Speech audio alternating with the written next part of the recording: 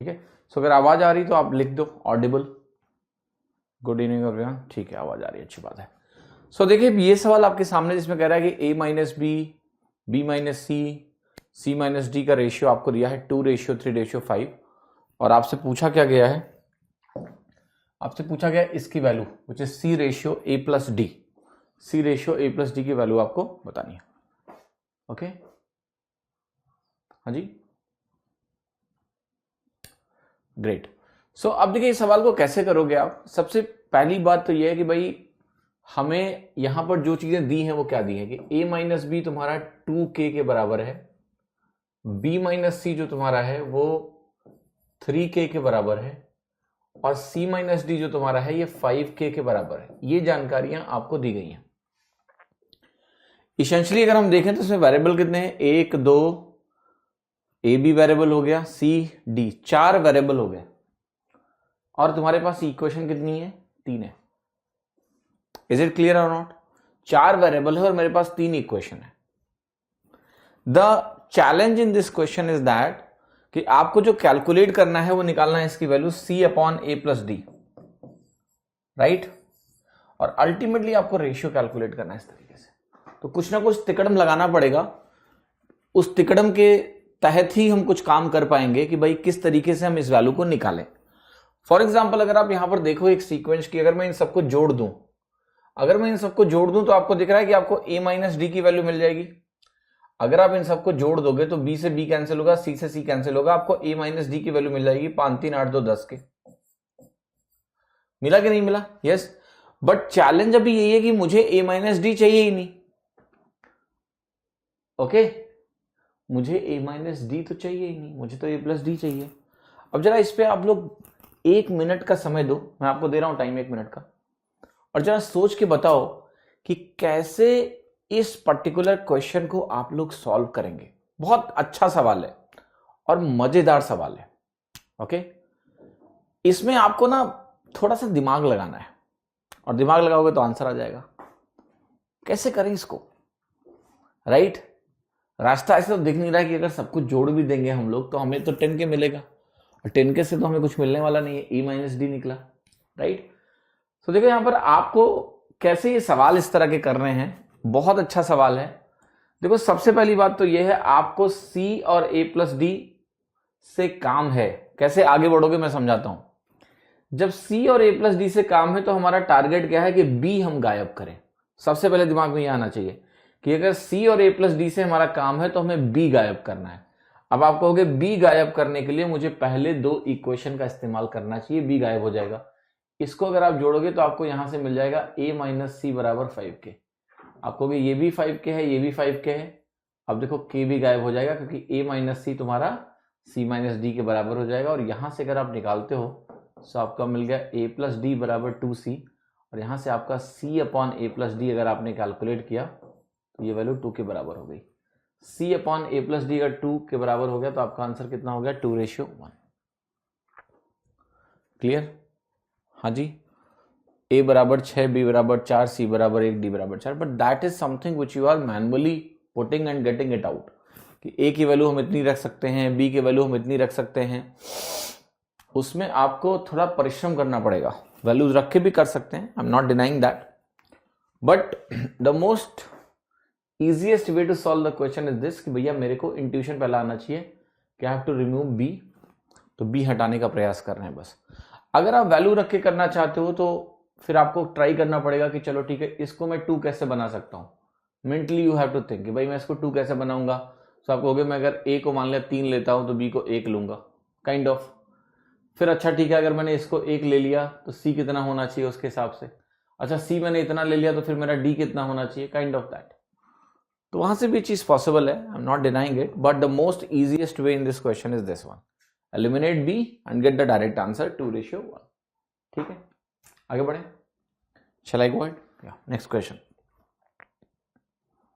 अगला सवाल देखिए, कह रहा है एबीसी एक साथ एक दीवार को 12 दिनों में बना सकते हैं। सी जो है वो 4 times A is productive as B है। ए अकेले 48 डेज में बना सकता है। तो बताना है how many days A and be working together can build the wall. अब एक चीज आप बताओ मुझे कि एबीसी तीनों है तो 12 दिन लगते हैं। सी की जो एफिशिएंसी है, इसको ऐसे करते हैं, देखो ए अकेले कितना ले रहा है 48 डेज, और अगर हम ए प्लस बी प्लस सी तीनों ले रहे हैं तो हमें लग रहा है 12 डेज लग रहा है।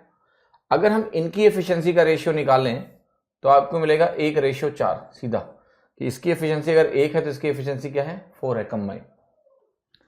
That is what is given, है ना। आप इसमें जानकारी और दी है कि सी की एफिशिएंसी बी की एफिशिएंसी का 4 गुना है, ठीक है। अब मेरे को एक बात बताओ, इसमें से अगर हम केवल देखें ए को हटा दें तो बी और सी मिलाकर कितना होगा 3 होगा, और उस 3 की जो एफिशिएंसी है उसको हमें बांटना किसमें है 1:4 में। तो 1:4 में अगर आप बांटते हो तो एक वैल्यू तो आपकी लेके जाएगी 3/5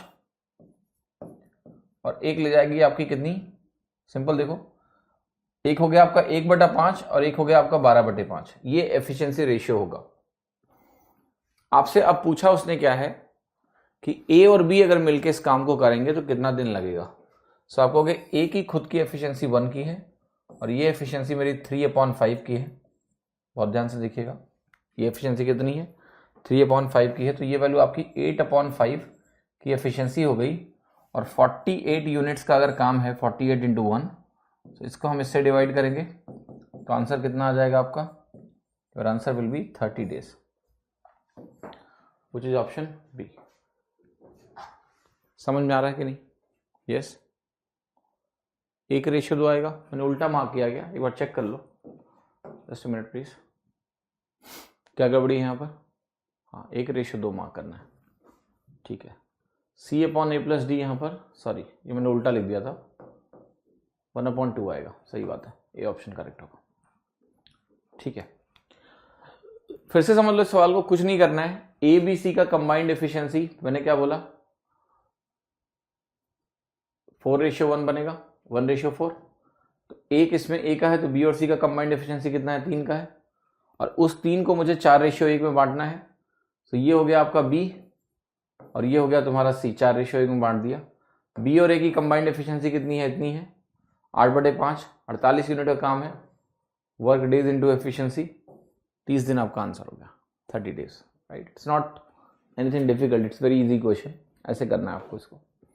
ये सवाल देखिए, ये सवाल आपसे कह रहा है कि एक ट्रेन है वो एक मैन को क्रॉस करता है जो रेलवे ट्रैक के साथ जा रहा है 7 km/h की स्पीड से। Man could see the train up to 3 minutes and the distance between the train and the man at the time of disappearance is 1.8 km and the length of the train is 300 meters. So find the speed of the train. अच्छा सवाल है, जल्दी से इसको करके बताओ इसका answer क्या होगा। Not difficult, question is not difficult, you can easily do it, just see how will you solve it. Okay, 7 km/h speed है मैन की।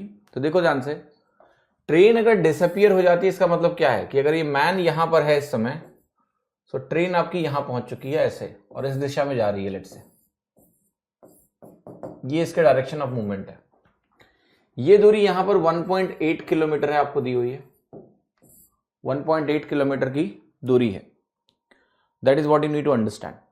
ट्रेन की खुद की लेंथ कितनी है, वो है 300 metre, that is 300 metres, that is given.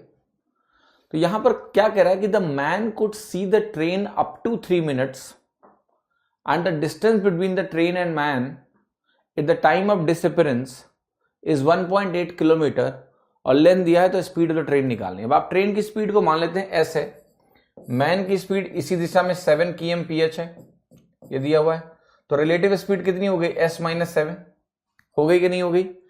और ये जो रिलेटिव स्पीड है, इससे अगर हम 3 मिनट की बात करते हैं तो ये km/h है। अब ध्यान रखना ये है km/h, इसको अगर हम मीटर पर सेकंड में कन्वर्ट करेंगे तो आप इसको मल्टीप्लाई करोगे 5/18 से, ठीक। टाइम टेकन कितना है 3 मिनट, वो आपका 180 सेकंड हो गया। ये डिस्टेंस हो गई, this will be equal to, ये 1800 मीटर है और 3 ये हो गया आपका 2100 metre. Now you just see what is your answer from here. 18 से कटेगा ये 10 बनेगा, ये 10 से यहां कैंसिल आउट हुआ, 5 पकड़ोगे तो बना 5 चौके 20, 5 दूने 10, 42। एस की वैल्यू कितनी होगी तुम्हारी 49 kmph। एस की वैल्यू कितनी होगी 49 kmph। Option B. No it's not complicated, it's very simple question. फिर से समझाता हूं मैंने क्या किया है। मैंने बोला कि इसकी स्पीड 7 किलोमीटर पर आवर इधर है। अब देखो ट्रेन की जो बात कर रहा है ना, क्रॉसिंग को पहले समझो क्या होता है। ये ट्रेन ऐसे आ रही थी, ये आदमी इधर जा रहा था। जब इस पोजीशन पे ट्रेन आई, राइट, इसके जस्ट आगे जाते ही इसकी विजिबिलिटी स्टार्ट हो गई, ये इस दिशा में जा रहा था मान लिया, ठीक है। जब इसके बगल में पहुंच गई, यहां से ये इंजन मान लेते हैं यहां पर है, और इस पोजीशन में ट्रेन डिसअपियर हो गई, तो मतलब वो गार्ड वाला डब्बा डिसअपियर हो रहा है, यहां पहुंच गई। तो ये जो दूरी चली गई है वो कितनी है, 1.8 प्लस 300 मीटर्स में दूरी है 2100 मीटर। रिलेटिव स्पीड कितनी है, कि ट्रेन की स्पीड s है और इसकी स्पीड 7 है, तो ये s माइनस 7 हुआ, इनटू ये मीटर पर सेकंड में स्पीड हो गई।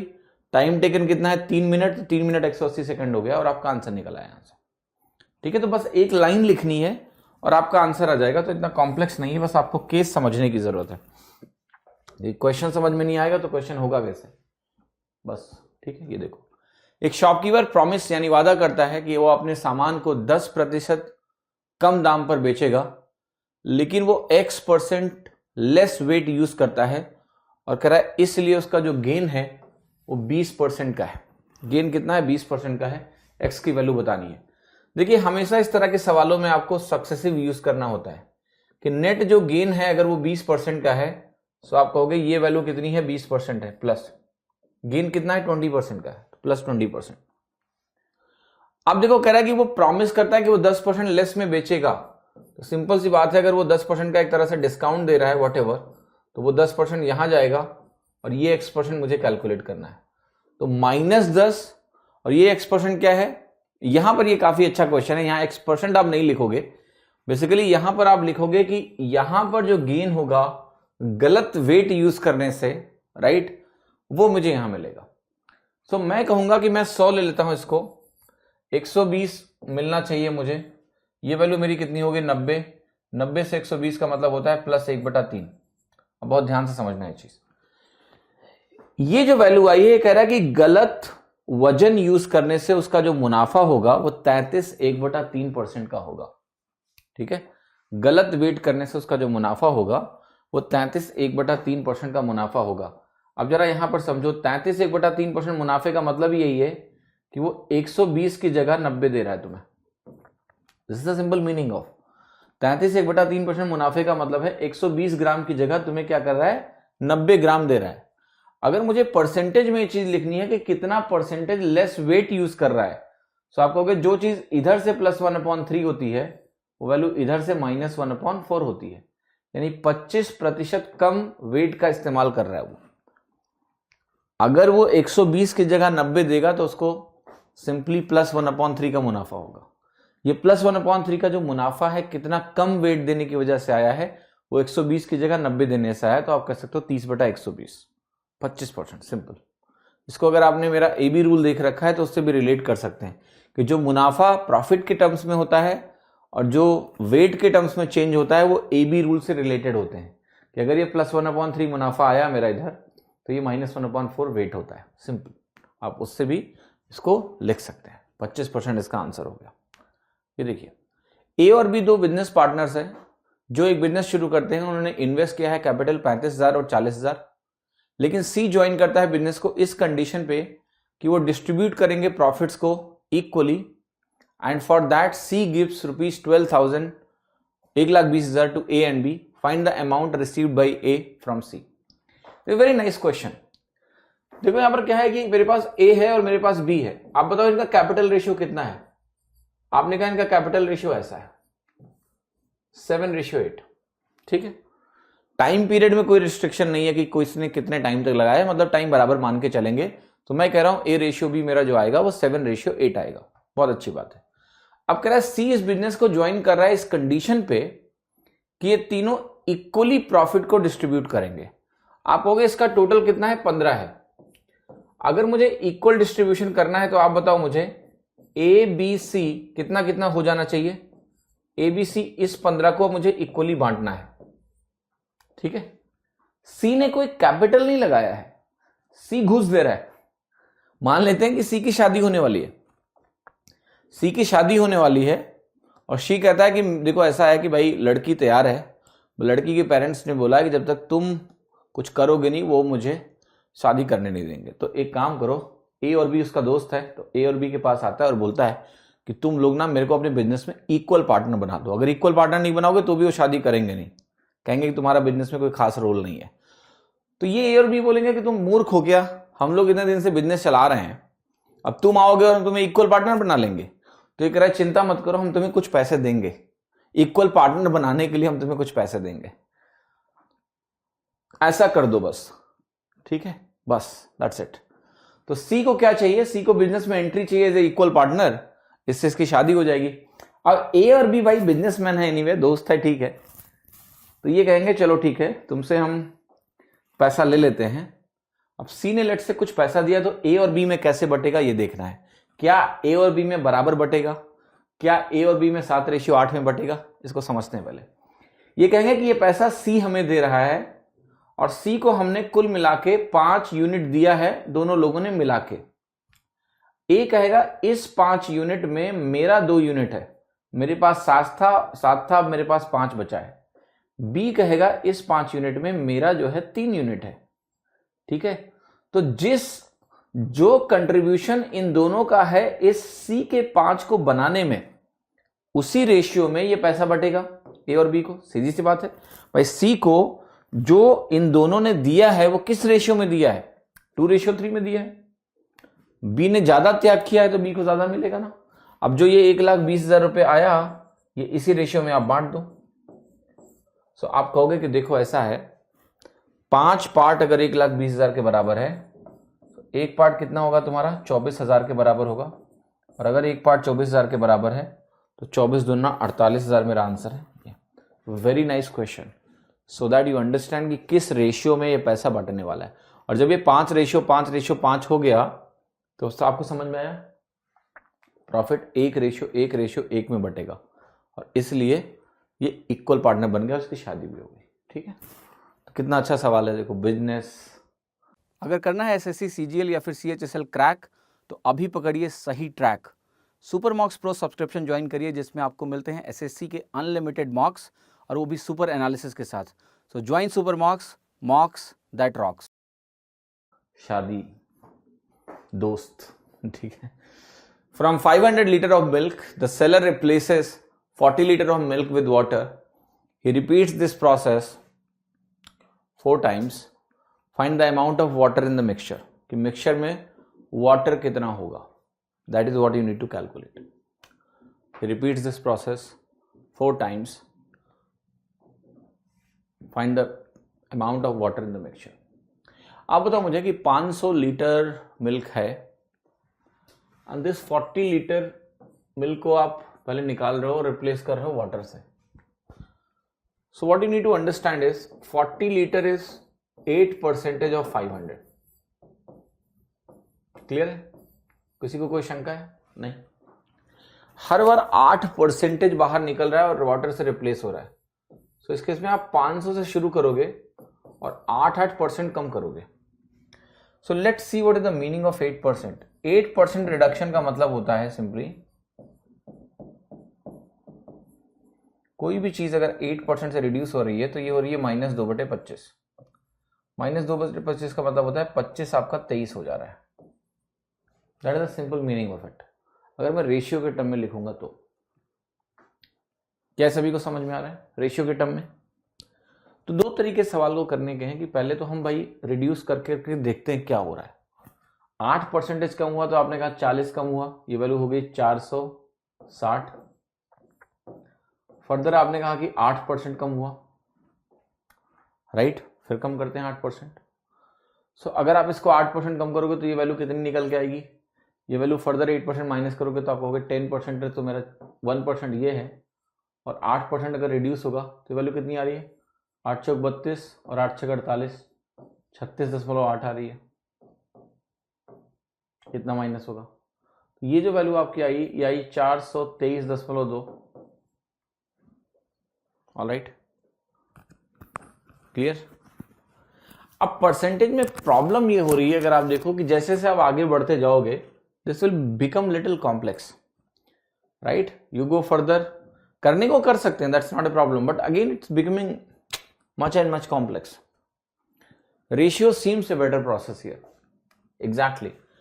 तो मैंने कहा कि ये बताओ कि ये कितनी बार हो रहा है, total how many times this is happening, that you need to answer me. Tell me how many times it is happening. कितनी बार हुआ ये चीज? 4 बार हुआ है या 5 बार हुआ है? That you need to assess, क्योंकि उसके बगैर आपका कुछ काम नहीं होने वाला है. सो मैं आपसे ये बोल रहा हूं कि ये चीज 4 बार हुई है या 5 बार हुई है, आप ये बताओ मुझे. पहली बार हुआ, फिर कह रहा है इसको 4 बार रिपीट किया गया. अगर इसको 4 बार हमने रिपीट किया तो ये चीज हुई कितनी बार? ओके, 4 टाइम्स की बात कर रहा है. ये नहीं कह रहा कि 4 फर्दर बार, 4 बार रिपीट किया गया है. सो देखो इसके तरीके क्या हैं. इस क्वेश्चन को करने का जो तरीका है वो यही है कि या तो हम रेशियो लगाएंगे और उससे सॉल्व करेंगे. तो रेशियो लगाओगे तो 4 बार हो रहा है तो ये वैल्यू 4 आएगी. ऐसे करना पड़ेगा आपको, 23 की पावर 4 निकालना पड़ेगा. या फिर आप इसको ऐसे सॉल्व करोगे. What ever you wish you do that. ठीक है. और आंसर्स में भी थोड़ा सा ध्यान रखना है हमें कि हम गलत ना हो जाएं. सो मैं आपको दोनों करके दिखा देता हूं so that you understand how to do it. जैसे मैंने कहा मैं फर्दर 8% करूंगा, लेट्स से. अब ये 0.2 का कोई इतना रिलेवेंस नहीं है आपके लिए. ये वैल्यू आप ध्यान से देखो, ये वैल्यू है आपकी 420 और 3 यहां पर और है. इसका अगर 8% निकालोगे तो कितना आएगा आपका? आप कहोगे ये जो वैल्यू है मेरे पास ये 8 इंटू 4.2 बनाएगी लगभग 8 चौक 32 और 8 दूनी 16. ठीक है, 33.6 हुआ अप्रॉक्स. अब वो जो 3.2 और है उसका 8% बहुत कम होगा, 0.3 के आसपास, उसकी जरूरत नहीं है. तो आपने कहा यहां पर मैं 33.6 लेट से कम कर रहा हूं. तो ये वैल्यू कितनी हो गई आपकी? ये वैल्यू आपकी हो गई approximately 390. There is no need to find exact number, रफली 33 घटा दो लगभग इतना आ गया, क्योंकि 2 दशमलव के 4 से कोई फर्क नहीं पड़ना है यहां पर. फिर आपने कहा फर्दर मेरे को 8% करना है, कर लो. इसका 8% निकालोगे तो 400 का 8% कितना होता? 32 होता. 400 का 8% कितना होता? 32 होता. और ये 390 है तो 10 कम है, 10 का 8% कितना होता है? 0.8 होता है. कोई मतलब नहीं, 32 कम कर दो लगभग. ये अगर आप कम कर दो तो आपकी वैल्यू कितनी आएगी जरा बताओ. तो आपने कहा इसमें 32 अगर हम और कम करते हैं तो ये 358 के आसपास आ गया. और अगर ये 358 के आसपास आ गया तो ये है मिल्क. अगर ये मिल्क है तो पानी कितना होगा? 142. सो देखो ये कैलकुलेशन मुश्किल नहीं है अगर आप इस बात को समझ जाओ कि हमें अप्रोक्सीमेट करके चलना है, हमें कोई एग्जैक्ट निकालने की जरूरत नहीं है, राइट? सो जैसे अब ये 3.2 है, ये 3.2 का 8% ज्यादा अंतर क्रिएट करेगा ही नहीं. तो मैं इसको 420 का 8% निकाल ले रहा हूं. ये जो वैल्यू आई 390, इसको मैं 400 का 32% निकाल ले रहा हूं, 8% निकाल ले रहा हूं. फाइनली मेरा आंसर करेक्ट आ जाएगा, सी ऑप्शन 142. ठीक है. अब अगर आप ये भी करोगे, लेट से ये वाला तरीका लगाते हो रेशियो वाला, तो रेशियो वाला तरीका ऐसा नहीं कि बहुत जल्दी आपको आंसर दे देगा, क्योंकि 25 की पावर 4 क्या होगा आपका? 625 इंटू 625. और 23 की पावर 4 अगर निकालोगे तो ये मिलेगा आपको 529 इंटू 529. मिलेगा कि नहीं मिलेगा? समझ में आ रही है मेरी बात? अब आपको पहली बात तो इसका स्क्वायर निकालना है. तो इसका स्क्वायर कैसे निकलेगा? कोई भी नंबर अगर 5 में एंड करता है और आपको उसका स्क्वायर निकालना है तो अंत में आ जाता है 25, यहां लिख दिया. और 5 के अलावा जो नंबर है 62, इसको मुझे 63 से गुणा करना पड़ता है. तो 62 इंटू 63 क्या होगा? 62 का स्क्वायर प्लस 62. 62 का स्क्वायर निकालोगे तो 25 और 37 बनाइए. 37 बेसिकली ये हो जाएगा 38 44, और यहां पर 62 और जुड़ा. तो आप देखो ये वैल्यू कितनी आ रही है? 3906 आ रही है. अब यहां पर आप जो वैल्यू लिखोगे वो बनेगी, देखो ध्यान से, 3906, 390625. राइट साइड में जब होता है, जब कोई नंबर 500 होता है और उससे ऊपर हम जाते हैं स्क्वायर निकालने के लिए, तो इसका सिंपल सा एक तरीका ये होता है कि हमें देखना होता है कि ये नंबर अगर 500 प्लस एक्स टाइप का है तो हम करते क्या है, यहां पर लिखते हैं 250 प्लस 2x. जब इसका स्क्वायर निकालते हैं तो यहाँ 250 प्लस 2x बनता है. तो 250 प्लस 2x निकालोगे, 29 दिन 58 होगा तो ये बनेगा 308. ठीक. अब 29 का स्क्वायर जो है आखिरी के 3 अंक देता है, तो यहां पर आप लिखोगे 308, और 29 का स्क्वायर जब आप निकालोगे तो कितना आएगा? 841, सॉरी. क्लियर है सभी को? Does it make sense? Now I am not saying you are not getting the answer here, okay? Sorry, 308 और 1 मिनट 308 तो ऑलरेडी आपने लिख रखा है ना, 1 मिनट, जस्ट 1 मिनट प्लीज। 308 तो आपने ऑलरेडी रखा है, फिर 841 और कुछ ऐसा आया। अब ये रेशियो निकालने में समय जा रहा है कि नहीं जा रहा है तुम्हारा? यस। अब आप कहोगे ये वैल्यू मेरी 500 के बराबर है, इसको आप 500 के इक्वेट करोगे तो फिर आप ये वैल्यू निकालोगे, तो आप कहोगे नहीं नहीं ये इतना नहीं है, ये 500 के इक्विवेलेंट है, तो आप देखोगे ये किसके इक्विवेलेंट होगा। Just see how much complex it is, okay? समझ में आया कि नहीं? इट्स रियली रियली कॉम्प्लेक्स और नॉट। तो रेशियो मेथड ऐसा नहीं कि हर जगह बड़ा अच्छा होता है, यहां पर ये बहुत ही बर्बाद मेथड है। Percentage is lot better, approximate and सी।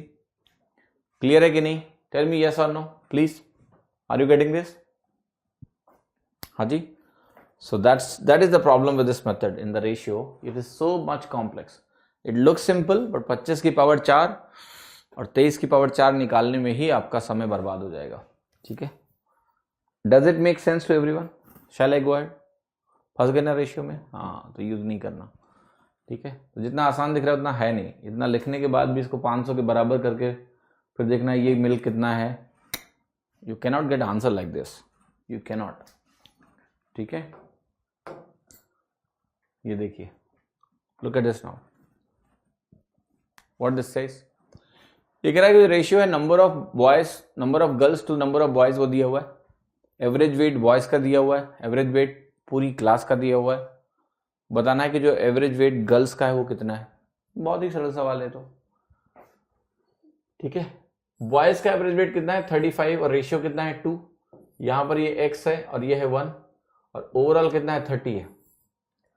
तो आपको अगर डेविएशन अगर देखें तो ये +5 है और 2 क्वांटिटी है तो यहां से +10 डेविएशन मिल रहा है। यहाँ 1 क्वांटिटी है तो मुझे -10 डेविएशन चाहिए। 30 अगर एवरेज है वो -10 डेविएशन चाहिए, तो x की वैल्यू कितनी चाहिए 20। आंसर क्या हो गया 20 kg। इसमें कुछ नहीं था। Clear? Nothing complex in this particular case. A man covers a certain distance on a scooter and if he travels 3 km/h faster, he would have taken 40 minutes less. But if he decreases his speed by 2 km/h, he becomes 40 minutes late. Find the distance. अब देखो very nice question, और मैं आपको कैसे explain करूंगा इस सवाल को, ये बहुत ध्यान से देखिएगा। पहली बात तो ये है कि क्या ये सवाल AB रूल बेस्ड है? यस। बट AB रूल कब लगाते हैं हम लोग? जब हमें फ्रैक्शन पता हो कि 1/4 चेंज हो रहा है, 1/3 चेंज हो रहा है, 1/5 चेंज हो रहा है। यहाँ फ्रैक्शन नहीं मालूम है तुम्हें ये कह रहा है कि 3 किलोमीटर बढ़ा दिया या 2 किलोमीटर कम कर दिया। 3 किलोमीटर बढ़ा दिया और 2 किलोमीटर कम कर दिया, ये फ्रैक्शन नहीं है क्योंकि तुम्हें ओरिजिनल स्पीड नहीं पता है। बट हम लोग इसमें रिवर्स दिमाग लगाएंगे। देखो, आपने कहा जब आपने स्पीड को +3 कर दिया है तो टाइम जो है वो 40 मिनट लेस हुआ, 40 मिनट लेस हुआ, माइनस लगाया लेस के लिए। और जब आपने 2 किलोमीटर बढ़ा दिया है तो टाइम आपका 40 मिनट्स ही बढ़ा है प्लस में। अच्छा, ये टाइम का मैग्नीट्यूड अगर बराबर है, अगर ये मैग्नीट्यूड बराबर है तो मेरे से एक बात बताओ, ये कब बराबर हो सकता है? जब जो फ्रैक्शनल वैल्यू यहां लिखूं और यहां लिखूं वो मैग्नीट्यूड में बराबर हो। साइन डिफरेंट है, जैसे ये वैल्यू आपकी आएगी माइनस समथिंग, या आएगी प्लस समथिंग। बट यहां जो minus of something upon something आएगा वही प्लस में यहां आना चाहिए, तभी तो एब्सोल्यूट वैल्यूज बराबर हो सकती हैं, वरना नहीं हो सकता ना। हाँ, ये -2 है ना, ठीक है, ये -2 कर दो। मैंने क्या बोला कि जब तुम स्पीड को 3 से बढ़ा रहे हो तो जो भी टाइम में रिडक्शन होगा फ्रैक्शन में, वो मैग्नीट्यूड में उतना ही होगा जितना यहां फ्रैक्शनल इंक्रीज होगा, तभी ये बराबर हो सकता है ना। ऐसा नहीं हो सकता ना कि 1/2 ऑफ समथिंग 40 आ जाए और उसी चीज का 1/3 40 आ जाए। नहीं, दोनों का 1/2 ही 40 आएगा। तो ये देखते हुए अब आपको दिमाग क्या लगाना है कि मान लिया कि मेरी वैल्यू है, आपको ये चीज समझ में आए कि ये वैल्यू मेरी +3 है। अगर ये वैल्यू आपकी +3 है, यानी किसी भी चेंज में +3 का चेंज आ रहा है, तो मैं आपको एक एग्जांपल दे रहा हूं। मान लिया मैं 6 से शुरू कर रहा हूं, बहुत ध्यान से देखना। 6 में अगर आपने +3 किया है तो आप क्या बोलोगे कि आपने +1/2 किया है स्पीड में। तो यहां ये वैल्यू कितनी आ जाएगी आपकी, आप कहोगे यहां आ जाएगी -1/3। अब बहुत ध्यान से देखिएगा, ये वैल्यू -1/3 आ गई। मैं आपको कुछ नई चीज दिखा रहा हूं, उसको बहुत ध्यान से देखना। और आपने कहा अगर स्पीड आपकी 6 है और आपने -2 किया, तो आपने कहा -1/3 किया, तो यहां वैल्यू +1/2 आ गई। क्या ये चीज पॉसिबल है? आप कहोगे ये चीज गलत है। ये गलत इसलिए है क्योंकि यहां पर ये दोनों फ्रैक्शन सेम नहीं आ पाए। 6 पे बात नहीं बनी, गड़बड़ हो गया। अब देखो ध्यान से, मैंने कहा एक काम करो 12 ले लो, क्योंकि एनीवे मुझे क्या चाहिए, मुझे फ्रैक्शन सेम करने हैं। अब मैं आपको अभी समझाता हूं कि 12 लेने से क्या होगा और आपको यहां से कुछ लॉजिक मिलेगा। अगर आपने 12 लिया तो आप कहोगे ये बनेगा +1/4, बना कि नहीं बना? और +1/4 आपको क्या देगा, यहां पर -1/5 देगा। और अगर मुझे ये -1/5 दे रहा है तो अब मैं यहां जाऊंगा, यहां मुझे -1/6 मिला, 2/12, क्या मुझे +1/5 दे रहा है? Yes, right. हो गया कि नहीं हो गया? यानी इसका मतलब सिंपल यह है कि मेरी ओरिजिनल स्पीड कितनी है, 12 km/h। अगर मेरी ओरिजिनल स्पीड 12 km/h है तो पूछा क्या इसने है? डिस्टेंस पूछा है, ये तो पूछा है, डिस्टेंस पूछा है। तो आपने कहा कि आपकी स्पीड तो हो गई 12 km/h। अब आप कहोगे कि भैया देखो ऐसा है, नाउ लेट अस अंडरस्टैंड कि अगर -1/5 मेरा 40 मिनट का है तो ओरिजिनल टाइम कितना होगा? 40 मिनट इंटू 5 यानी 200 मिनट होगा कि नहीं होगा? 200 मिनट, यस। स्पीड तुम्हारी 12 km/h है और ओरिजिनल टाइम अगर 200 मिनट है तो 200/60 हुआ कि नहीं हुआ? यहां से वैल्यू आपकी 40 आ गई, 40 आ गई कि जो डिस्टेंस है वो 40 है। कितने लोगों की बात समझ में नहीं आई? How many of you could not understand this? Say yes और नो। देखो ध्यान से, फिर से समझाता हूं मैं। The scenario is like this, let's say you have +1/x। बहुत ध्यान से देखना, मैं भी समझाता हूं। +1/x है तो यहां तुम्हें मिलेगा -1/x+1 मिलेगा, और यहां अगर तुम्हारे पास -1/y है तो यहां मिलेगा +1/y-1। नाउ यू वांट कि तुम्हारा जो x+1 हो और जो y-1 हो ये बराबर हो। अगर ऐसा तुम चाहते हो तो तुम चाहते हो यहां पर कि तुम्हारा x+1 जो हो वो y-1 के बराबर हो, तो कुल मिला के तुम चाहते हो कि y-x आपका 2 के बराबर हो। तो ये वैल्यू जो मेरी है और ये जो वैल्यू है, इनके बीच में 2 का गैप होना चाहिए, ठीक है। I am looking for a gap of 2। अब +3 मेरे पास है और -2 मेरे पास है।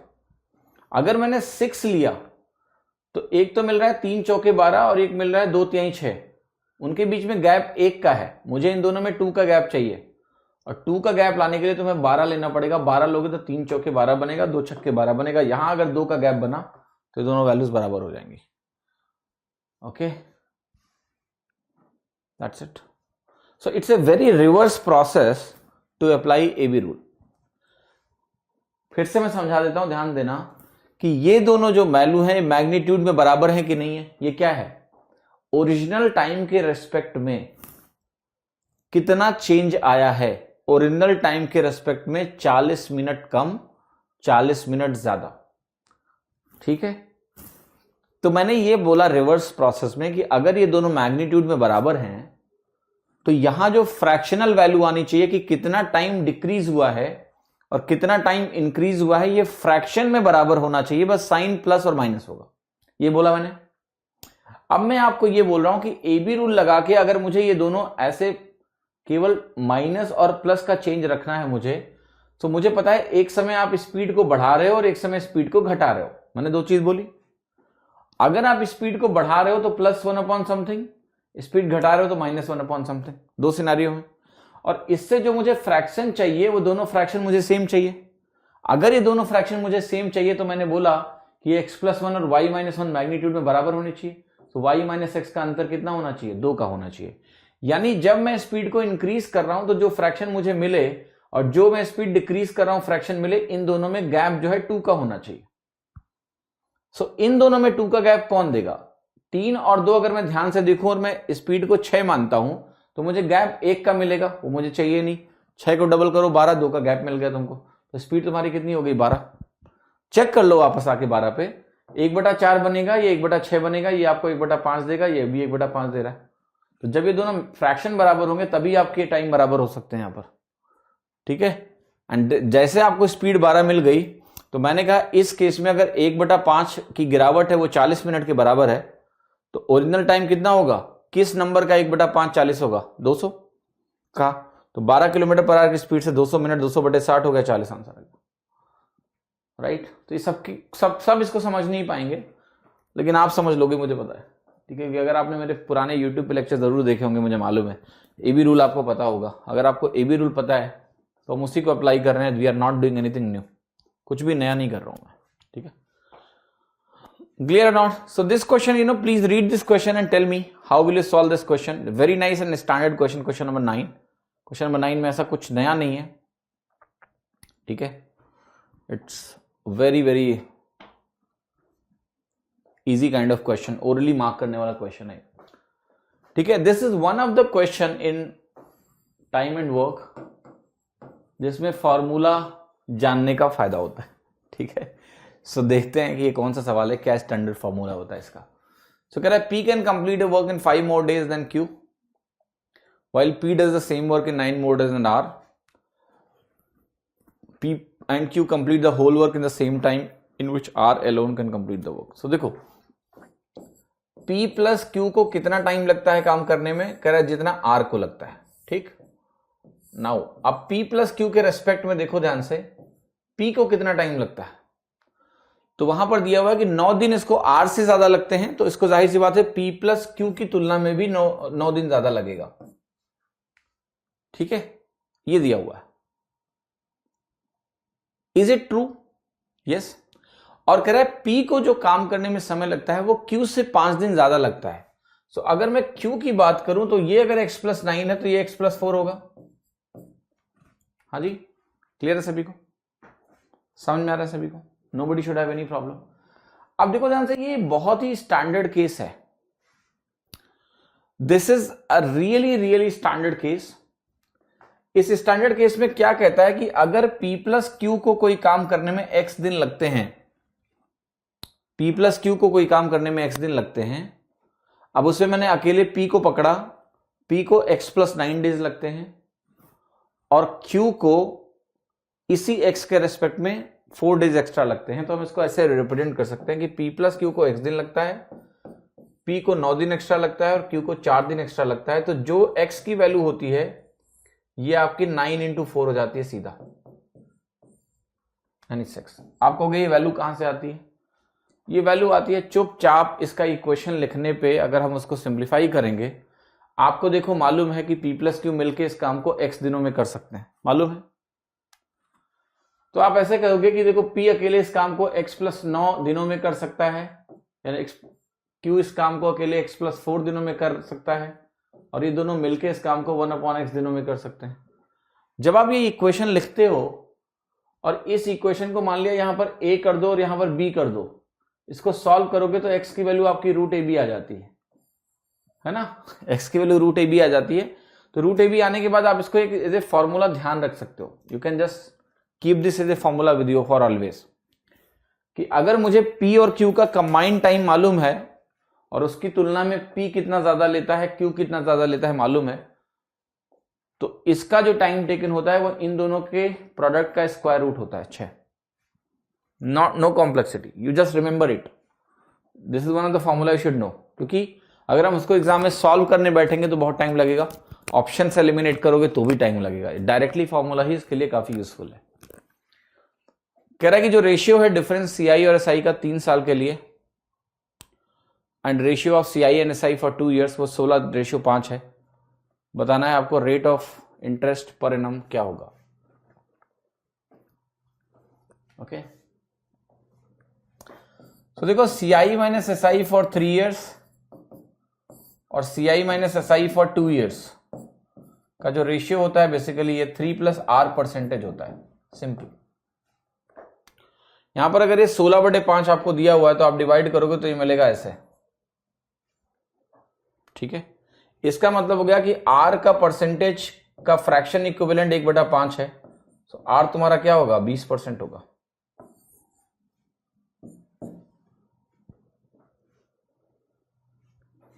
R/100 1/5 है, तो R 20% होता है। ये स्टैंडर्ड फॉर्मूला है, जिसने भी थियरी मुझसे पढ़ी होगी उसको मैंने बताया है, दिखाया हुआ है कि ऐसा क्यों होता है, राइट। कि अगर कभी भी आपको वैल्यू दी है, जैसे ये वैल्यू आपकी आ गई 3.2, तो ये 0.2 इंटू 100 जो होता है परसेंटेज होता है रेट का 20%। सिंपल, वहीं से यूज करना है आपको, value will be 20%। x minus 1/x आपको दिया हुआ है 3, x की पावर 5 माइनस 1/x की पावर 5 आपको कैलकुलेट करना है। So let us see how you will do this question. देखो हमेशा ध्यान रखो कि अगर मैं आपको दूं यहां पर x³ माइनस 1/x³ और यहां पर मैं आपको दूं x² plus 1/x², just see what you will gate, just see what you will gate. If you multiply this, you are going to get x की power 5, you multiply these two, you are going to get this। इसके अलावा तुम्हें क्या मिलेगा, x³ को जब 1/x² से multiply करोगे तो आपको x मिलेगा, और माइनस 1/x³ को अगर आप x² से मल्टीप्लाई करोगे तो आपको माइनस 1/x मिलेगा। That's the relationship. सो अगर मुझे ये निकालने का है तो मुझे ये निकालने का है और ये माइनस कर देना है, ठीक है। So let's do it. x³ minus 1/x³, x minus 1/x से अगर निकालना है तो ये आपको पता है क्या होता है, 3³ plus 3 into 3, a³ plus 3a होता है। x माइनस 1/x से अगर आपको ये निकालना हो, ये अगर आपको निकालना है यहां से इस रिलेशनशिप से, तो ये कैसे निकलता है आपका, x² plus 1/x² from x minus 1/x will be 3² plus 2। सो एक ब्रैकेट में ये आया, एक ब्रैकेट में ये आया, उधर से मुझे माइनस करना पड़ेगा x माइनस 1/x जो कि है 3। तो ये वैल्यू आपकी हो गई 27 प्लस 9 36, 36 इंटू 11 माइनस 3, 36 इंटू 11 कितना हुआ, 396 minus 3 393, B option. Who is getting 195, 393, right. Clear है सभी को, make sense.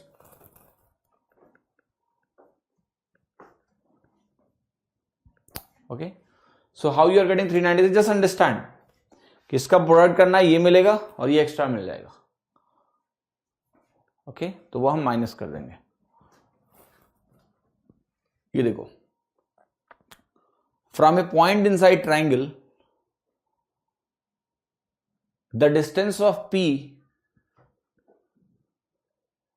From sides is 3 4 5, sum of the sides of triangle क्या होता है, बहुत ही स्टैंडर्ड प्रॉपर्टी है। देखो कभी भी आपको इक्विलेटरल ट्राइंगल दिया जाए और इसके अंदर कोई भी पॉइंट P है मान लिया, और इस पे परपेंडिकुलर डिस्टेंस L M और N है, सो L plus M plus N जो होता है ना, ये हमेशा अल्टीट्यूड के बराबर होता है, √3/2a।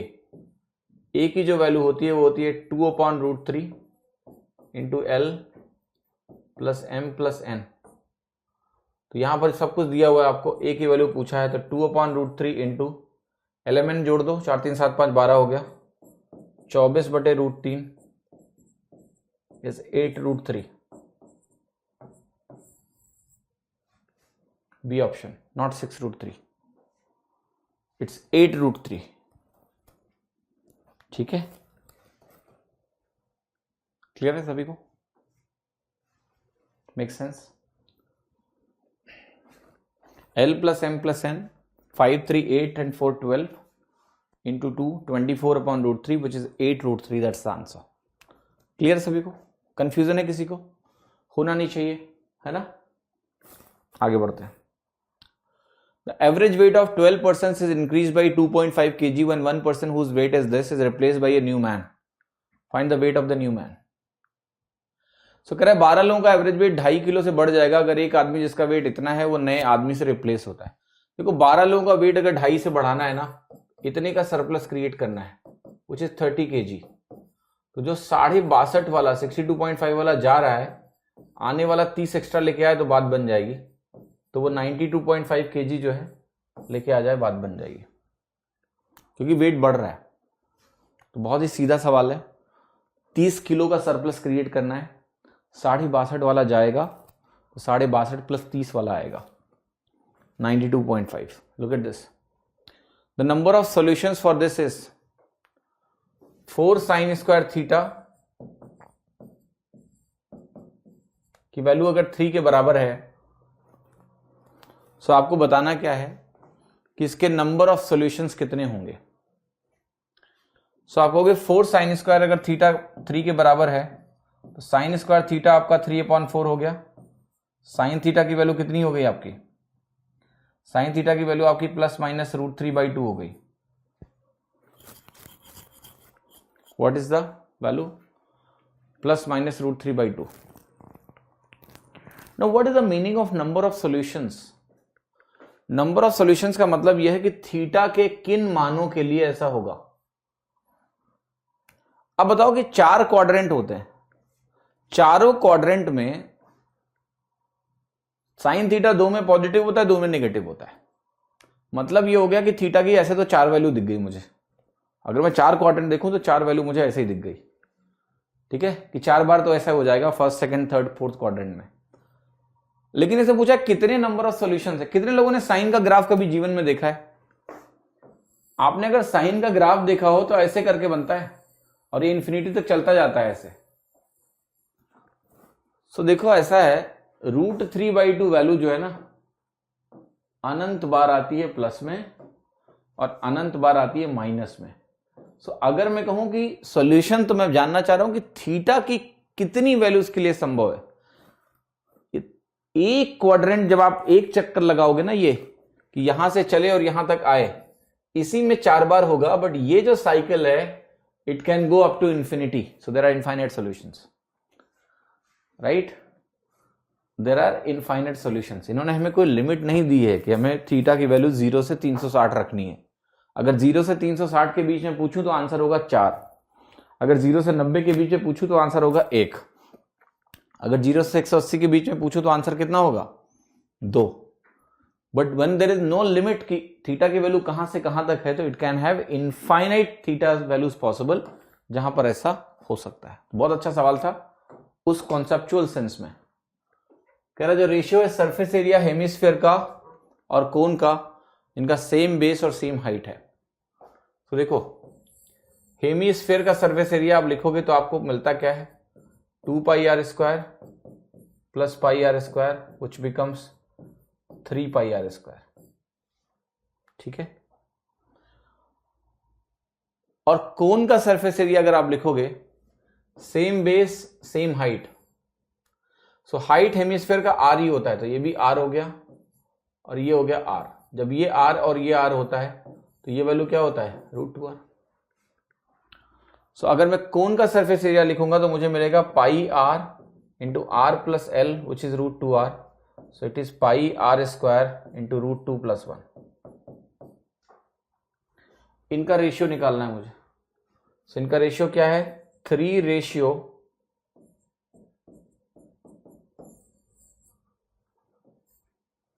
A option. Okay, clear है? If infinite is not in the option, if they are not giving infinite in the option, the question maker is a fool. The one who is making the question is a fool, and you should not answer fools, right? You cannot answer a foolish question, na? He has to put infinite solution, otherwise it has no relevance.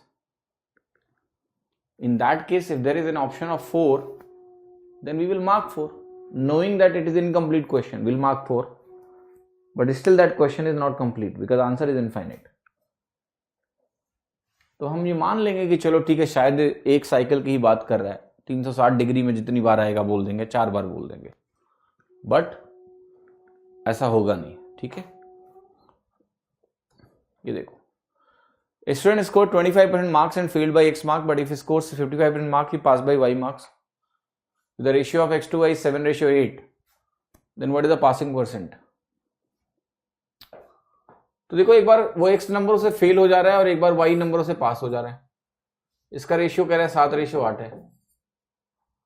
यहां वो 25% score कर रहा था, यहां वो 55% score कर रहा है। पासिंग परसेंटेज पूछ रहा है ना। देखो आप कहोगे 15 पार्ट्स आपका, इनका गैप कितना है 30% के बराबर हो गया। 1 पार्ट आपका 2% के बराबर हो गया। 7 पार्ट कितना हो गया आपका 14% के बराबर हो गया। 25-14 कितना हो गया 39% पासिंग मार्क। C option.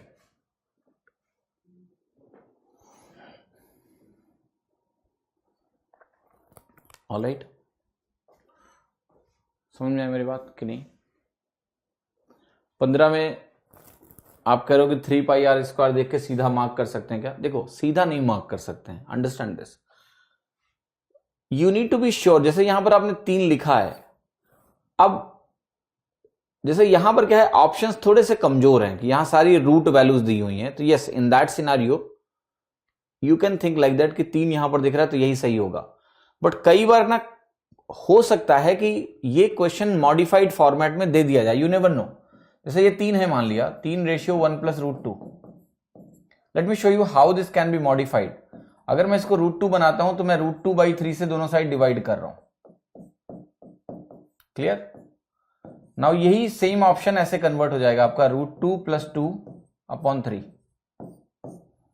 मेरा कहने का मतलब है आप राइट साइड को बिल्कुल छोड़ के आंसर नहीं लगा सकते हो, क्योंकि पहले पार्ट को वो मॉडिफाई करके भी लिख सकता है। वो 3 नहीं लिखेगा, वहां पर जो भी रेशियो आएगा वो मे बी √2/3 से डिवाइड करके लिख दे, तो राइट साइड ऐसा हो जाएगा। So this is a approach which can give you the answer if examiner has not played any trick with you, but he is placing options like this, you will go wrong। ऐसा होता है कई बार exam में सवाल आए हुए हैं जहां पर आपका रेशियो मॉडिफाई करके दिया गया है, not the way it comes directly, but उसको मॉडिफाई करके लिख दिया उन्होंने, तो चेक करना पड़ेगा आपको। एक विलेज की पॉपुलेशन दी हुई है, नंबर ऑफ मेल 10% से बढ़ते हैं, नंबर ऑफ फीमेल 8% से बढ़ते हैं, और वो 15,416 हो जाता है प्रेजेंट में। बताना है कि नंबर ऑफ मेल्स कितने हैं। देखो 10% मेल में इंक्रीज हुआ, 8% फीमेल में इंक्रीज हुआ, टोटल कितना इंक्रीज है? आप कहोगे 14,100 से 15,416, तो ये 1,316 का इंक्रीज है, 1,316 का इंक्रीज है। मुझे निकालना है कि नंबर ऑफ मेल कितना है। सो आप कहोगे अगर मैं इसको इस तरीके से ब्रेक करूं कि 2% मेल लिखूं प्लस 8% मैं इधर दे दूं पूरा, यार you can write like this, it is equivalent to 10% of total. मैंने क्या किया है, 2% फीमेल ऐड किया इसमें और 2% फीमेल माइनस कर दिया, तो ये वैल्यू मेरी इतनी हो गई, और ये 10% टोटल का बन गया। टोटल का 10% का मतलब कितना हो गया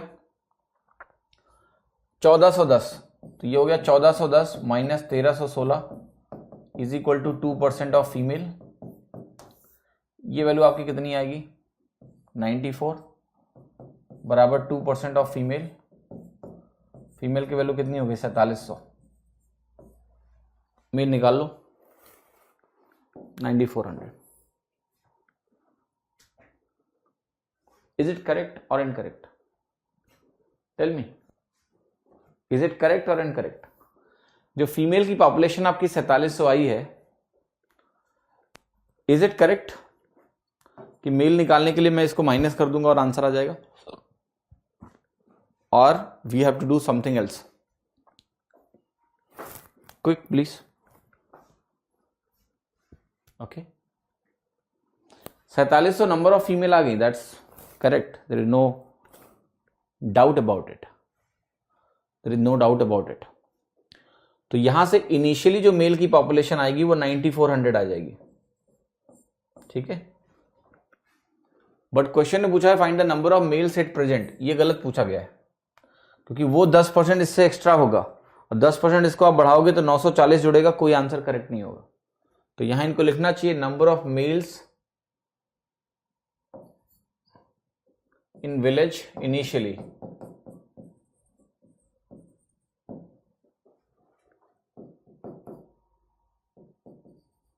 समझ में आई मेरी बात? क्लियर है? Number of males in the village initially पूछना चाहिए इनको, क्योंकि अभी तो इससे 10% ज्यादा आएगा जो कि कहीं ऑप्शन में दिया ही नहीं हुआ है. It should be number of males present in the village initially. ठीक है, अगला सवाल देखते हैं. A sum of money will become double of itself at this much compound interest. Find the time. कोई भी चीज डबल कब होती है? जब वो 100% से इंक्रीज कर जाए. और मेरे पास 16/2/3 की बात हो रही है. तो देखो 16/2/3% से अगर आप इसको डिवाइड करोगे, ये क्या होता है तुम्हारा 1/5 या 1/15? क्या होता है ये? सॉरी 6 years लगेंगे. बेसिकली क्या है, फ्रैक्शन में ये 1 है और ये 1/6 है. डिवाइड करोगे तो 6 साल लगेगा. 16/2/3% से 6 साल में आपका वैल्यू जो होता है 100% से इंक्रीज हो जाता है. 100% का इंक्रीमेंट लग जाता है. ये देखो, इसका यूनिट डिजिट तुम्हें निकालना है. फैक्टोरियल 1 का स्क्वायर, फैक्टोरियल 2 का स्क्वायर, फैक्टोरियल 3 का स्क्वायर, फैक्टोरियल 100 का स्क्वायर. देखो फैक्टोरियल में खास बात क्या होती है कि फैक्टोरियल 5 जो होता है वो 120 होता है. इसके अंत में एक 0 आ जाता है. जब फैक्टोरियल 5 में एक 0 आ गया तो फैक्टोरियल 6 क्या होता है? 6 इंटू फैक्टोरियल 5. जहां पर एक बार अंत में 0 आया, इसके आगे हमेशा अंत में 0 आता रहेगा. तो आपको ये ध्यान रखना है कि अगर मेरे पास n फैक्टोरियल है जिसमें n मेरा ग्रेटर देन और इक्वल टू 5 है, तो इसका यूनिट डिजिट क्या होता है? 0 ही होता है. कोई टेंशन की बात ही नहीं है. तो ये जो भी सवाल तुम्हें दिया है इसमें बेसिकली आपको ये निकालना है. फैक्टोरियल 1 का होल स्क्वायर, फैक्टोरियल 2 का होल स्क्वायर, फैक्टोरियल 3 का होल स्क्वायर और फैक्टोरियल 4 का होल स्क्वायर. इसके आगे सोचना ही नहीं है क्योंकि वो सब अंत में 0 लेके बैठे हैं. ये 1 में एंड करेगा. फैक्टोरियल 2 होता है, 2 2 जा 4 हो जाएगा. फैक्टोरियल 3 आपका 6 होता है, 6 का स्क्वायर अंत में 6 देगा. फैक्टोरियल 4 24 होता है, 24 का स्क्वायर भी अंत में 6 देगा. 6 4 10 अंत में 7 हो गया. आंसर क्या हो गया? डी. ठीक है. यूनिट डिजिट आपसे पूछा था, यूनिट डिजिट 0 नहीं होगा, यूनिट डिजिट 7 होगा. 5 के आगे सब 0 होते हैं. ठीक है, 5 के आगे और 5 से और 5 के आगे, बट उसके पहले तक 4 तक तो कैलकुलेट करना पड़ेगा ना आपको. फैक्टोरियल 1 का स्क्वायर, फैक्टोरियल 2, फैक्टोरियल 3, फैक्टोरियल 4, 1 4 6 6 7 हो गया. That's the answer. ठीक है, कोई कंफ्यूजन नहीं होना चाहिए आपको. ये देखो, average of squares of first 10 even natural numbers. What is the meaning of even natural numbers? Right? Even natural number. So देखो ध्यान से, पहला इवन नेचुरल नंबर आपका है 2 स्क्वायर प्लस 4 स्क्वायर, और ऐसे करके कहां तक जाना है मुझे? 20 के स्क्वायर तक जाना है और फिर इसको 10 से डिवाइड कर देना है. ये निकालना है मुझे. सो आप अगर 2 स्क्वायर सब में अगर कॉमन ले लो तो आपको मिलेगा 1 plus 2 square plus 3 square plus यहां पर आपका हो जाएगा, सब में 2 स्क्वायर कॉमन लिया. फर्स्ट 10 इवन नेचुरल नंबर लिख रहा हूं मैं. ये हो जाएगा आपका 10 स्क्वायर डिवाइडेड बाई 10. ये वैल्यू हो गई 4 इंटू, इसका सम कितना होता है? n plus 1 into 2n plus 1 divided by 6, और 10 तो ऑलरेडी है. 10 से 10 कट गया. ठीक है, ये मेरा 6 है तो मैं काटता हूं, 2 से काटूंगा तो 3 बचेगा, 2 है. 3 से काटूंगा तो 7 बचेगा. 77 दूना कितना हो गया? 154. B option. ठीक है, क्लियर है, कुछ नहीं करना है. ये बी फर्स्ट 10 इवन नंबर्स का स्क्वायर हो गया. 10 से डिवाइड करेंगे तो एवरेज आएगा 10 नंबर से. फॉर्मूला लगा दिया, 2 स्क्वायर कॉमन लेके आंसर. हाँ जी. एक डिसऑनेस्ट सेलर है, वो मिल्क करेक्ट कॉस्ट प्राइस पे बेच रहा हूं, लेकिन पानी मिलाता है और इससे उसको इतना गेन होता है. बताना है परसेंटेज ऑफ वाटर मिक्सचर में कितना है. देखो 11 1/9% का फ्रैक्शन इक्विवेलेंट आपको पता है कितना होता है? 1/9. इसका मतलब हो गया कि जब उसके पास 9 का कॉस्ट जा रहा है तो उसको 1 का मुनाफा हो रहा है. सिंपल. इसका मतलब ये हो गया, पूछ यही रहा था कि मिक्सचर में परसेंटेज ऑफ वाटर कितना है. सो टोटल मिक्सचर जो है ये मुनाफा किससे होगा? पानी से होगा. तो अगर वो 9 पार्ट मिल्क ले ले और 1 पार्ट वाटर ले ले तो उसको 10% का मुनाफा, ये 11 1/9% का मुनाफा हो जाएगा. तो टोटल आपका जब 10 है तो 1 पार्ट अगर पानी डाल दे तो काम बन गया उसका, उसमें से 10%. टोटल 10 में अगर 1 पानी है तो उसका कॉस्ट 9 का गया, 10% आंसर हो गया. सीधा सवाल है, कुछ नहीं करना होता है, इसको फ्रैक्शन इक्विवेलेंट लिखना होता है. फिर आपका ये हो जाता है वाटर और ये हो जाता है मिल्क. तो वाटर अपॉन टोटल निकाल लो, ये 1/10 हो गया, 10% आंसर हो गया तुम्हारा। ठीक है, simple. Look at this question now. यहां पर कह रहा है कि एक बार चार्ट आपको दिया हुआ है, 3 साल की एक टेलीविजन सेट की कहानी है। Sales of sets of television 3 companies, ये कंपनीज ए है, कंपनी बी है, कंपनी सी है, और ये 3 साल दिए हैं, 90, 91, 92, 90, 91, 92, 90, 91, 92, 3 कंपनियां 3 साल। अब जरा देखो जो भी सवाल है मैं फटाफट करता हूं। कह रहा है बताना है कि डिफरेंस क्या होगा average sales of television of A and B for 3 years. A और बी का 3 साल का कंबाइंड आपको एवरेज बता देना है क्या होगा। ठीक है, कैसे निकालोगे? देखो आपकी ये वैल्यूज क्या क्या है, मैं लिख रहा हूं 430 प्लस 360 प्लस 550 बटे 3, इसका एवरेज हो गया। इसका एवरेज क्या है 350 प्लस 430 प्लस 380 बटे 3, इसका एवरेज है। ठीक है, जरा इनका एवरेज निकाल लो आप। तो आपको हो गया 4 3 7 5 12 हो गया। ठीक है, और ये हो गया 1340 बटे 3 यहां पर, प्लस ये वैल्यू कितनी होगी 4 3 7 3 10 1160 बटे 3।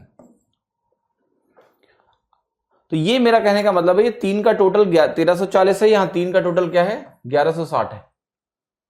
इन दोनों को कंबाइन कर दो फिर से। सो 13 11 कितना हुआ 24, बेसिकली ये हो गया 2500 बटे 6। क्या ये करेक्ट है या ये गलत है? जल्दी बताओ, क्या ऐसा करना है? नहीं, देखो ध्यान से क्या करना है। जो भी तुम कर रहे थे बिल्कुल सही कर रहे थे, लेकिन इन दोनों का अंतर निकालना है। डिफरेंस बोला है ना इसने, डिफरेंस निकालना है। सो डिफरेंस निकालना है तो आपको ऐसे करना है 1340 माइनस 1160 कितना हुआ? आपने कहा ये हो गया 180 बटे 3, 60 के बराबर आ गया। Answer is going to be D. एक तरीका। दूसरा तरीका देखो एक ये भी था, जब भी हमें कभी एवरेज का डिफरेंस निकालना हो तो आप डिफरेंस का एवरेज निकाल सकते हो। ध्यान रखिएगा हमेशा एवरेज का डिफरेंस, मैं एक बार ये समझा भी चुका हूं, ये लॉजिक पूरा बता चुका हूं आई थिंक मॉक 1 या 2 में, कि एवरेज का डिफरेंस निकाला तो डिफरेंस का एवरेज निकाल लो आप। तो इसमें से और इसको हम कंपेयर करेंगे और सीधे देखेंगे कहां कहां क्या क्या कर सकते हैं। सो आपने कहा ये 430 है मेरे पास, ये 350 है, इसका अंतर कितना होगा? आपने कहा यहां भी 430 है, यहां 430 है, कैंसिल हो गया, देखो खत्म हो गया। यहां 360 है, यहां 350 है, इसका अंतर हुआ 10 का, यहां 10 लिख दिया मैंने। 550 और 380 में कितना अंतर है? आपने कहा ये जो अंतर है वो 170 का है, तो ये 170 का अंतर हो गया, और दोनों जगह 3 3 थे, तो आंसर कितना आ गया 60 आ गया। तो average of difference is difference of average. ठीक है, तो ये लगाओगे तुरंत आंसर आ जाएगा 60, समय भी नहीं जाएगा तुम्हारा। ये देखो कह रहा है गिवन बार चार्ट में जो प्रॉफिट अर्न पर टेलीविजन बाय सी है वो 1992 में 825 है, तो टोटल प्रॉफिट कितना अर्न हुआ? सी 1992 यानी ये आखिरी वाला 620 है, 620 नंबर्स हैं क्वेश्चन में दिया हुआ, इतने बिके, सेल्स इन थाउजेंड्स। ठीक है, तो ये बहुत इंपॉर्टेंट है क्योंकि यहां जो आंसर है उसमें सब में पता है क्या आने वाला है, आपको बस देखना क्या है कि कितनी डिजिट्स आएंगी। तो ये 1000 में है, तो देखो मैं इसको 1000 से मल्टीप्लाई करूंगा पहले तो 620,000, 6,20,000 यूनिट्स बिकी हैं, और एक पे मुनाफा आपको 825 का हुआ है। बहुत ध्यान से देखना, ये है 6.2 लाख, और इसको तुम 825 से अगर मल्टीप्लाई करोगे सो ये 8,48,100 की रेंज में आंसर आने वाला है तुम्हारा। ये आंसर हो गया बी। आपको कैलकुलेट नहीं करना है, क्यों कैलकुलेट इसलिए नहीं करना है श्रीमान, क्योंकि आपके सारे ऑप्शंस में जो वैल्यू है वो सेम है, बस दशमलव कहां लगेगा ये पता करना है। सो मैंने कहा जो ये डेटा दिया हुआ है इसमें जो ये यूनिट्स दी है, क्वेश्चन ने बोला है थाउजेंड्स में दी हुई है, यानी 620 का मतलब है 620,000, 620,000 का मतलब होता है 6.2 लाख। तो मुझे 6.2 लाख यूनिट पे, हर यूनिट पे 825 का फायदा हो रहा है। तो मैं बस ये देख रहा हूं कि ये वैल्यू लगभग कितनी आएगी।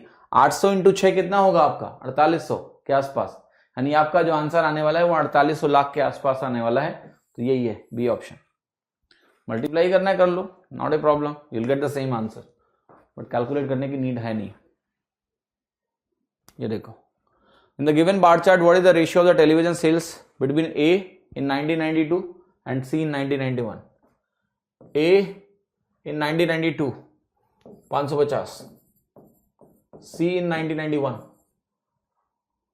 C in 1991 ये है 550, दोनों बराबर है तो 1:1 हो गया ये ऑप्शन, 1:1, ठीक है। Nothing is there, orally you can mark the answer. ये देखो बार चार्ट का, पाई चार्ट का एक सवाल, मैं जरा वैल्यूज डाल देता हूँ ताकि तुम्हें सही से दिखे वैल्यूज। ये 18, ये 8, ये 44, दिख नहीं रहा है, 30 है, ठीक है। सो कह रहा है इस पाई चार्ट में जो डिफरेंस है in percentage between liking for football and basketball, so football ये है 30, बास्केटबॉल ये है 18, 12% हो गया। इसमें क्या है, कुछ नहीं, क्योंकि पाई चार्ट में जो परसेंटेज होते हैं उनके बेस सेम होते हैं, बेस सेम होते हैं, मैं सीधा सब्ट्रैक्ट करना और आंसर आ जाएगा, ठीक है। सो मॉक 11 आपका खत्म हो गया, ठीक है। बाकी मॉक 12 करेंगे अगली क्लास में, आप लोग ट्राई करके आइएगा। तो धन्यवाद, thank you so much, so bye bye. Right, next class में थोड़ा बहुत क्लास के बाद हम लोग बात करेंगे आपस में। अभी मैं थोड़ा सा जल्दी में हूँ क्योंकि अगली क्लास है थोड़ी देर बाद, ठीक है। सो अभी मैं क्लोज